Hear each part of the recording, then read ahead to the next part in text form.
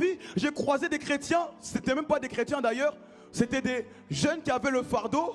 Ils voulaient chanter à l'église. Un an après, on les voit dans les chichas, dans les boîtes de nuit. Et ils sont torse nus sur Snapchat. J'ai dit, mamma mia. Vous savez pourquoi?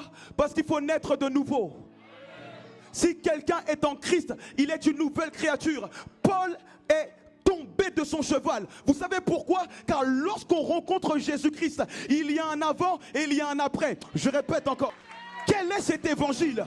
Quel est cet évangile où il n'y a jamais d'avant, il n'y a jamais d'après? Il y a un problème. Et le problème n'est pas l'évangile. Le problème est notre cœur. Est-ce que je peux vous parler aujourd'hui? À telle enseigne que des personnes, ah ouais, nous on a connu Dieu. On a connu Dieu. C'est quoi ta vie aujourd'hui? Est-ce que ton... Ah, je peux aller?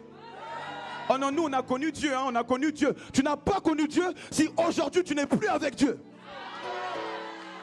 Je peux parler ou pas? Parce que la vie chrétienne n'est pas question d'âge. La vie chrétienne est question de cœur. Il leur dit, suivez-moi et je ferai de vous des pécheurs d'hommes. En gros, il faut que vous naissiez de nouveau afin de me servir. Ça veut dire quoi? Ça veut dire que le principal objectif, le premier objectif, c'est que tu puisses le rencontrer. Ça veut dire, vous allez lâcher les choses. Hein. La Bible dit, Jésus leur dit, suivez-moi. Et je ferai de vous des pêcheurs d'hommes. Ils vont lâcher leur filet. Jésus ne leur a pas dit de lâcher leur filet. Jésus leur a dit de les suivre. Vous avez lâché donc vos filets, les gars. Lâchez. Et ils vont suivre Jésus. Aujourd'hui, il y en a. Vous devez lâcher votre ancienne vie pour suivre Jésus.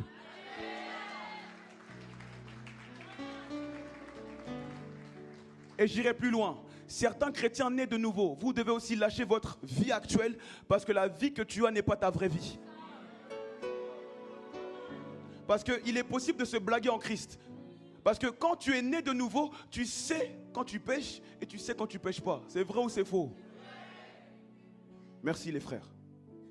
Alors premier point, accepter Jésus. Je continue. Parce que la vie chrétienne se base sur la rencontre. Ça veut dire quoi? Ce qui te permettra de persévérer dans tous les jours jusqu'au retour de Jésus, c'est la rencontre. Ça veut dire quoi? Si tu ne l'as pas rencontré, tu vas abandonner devant les difficultés. Parce que écoutez-moi, pour ceux qui veulent se rendre utiles pour Dieu, écoutez-moi très attentivement. C'est votre rencontre. En fait, c'est le souvenir de votre rencontre qui va vous donner de la persévérance dans votre vie chrétienne.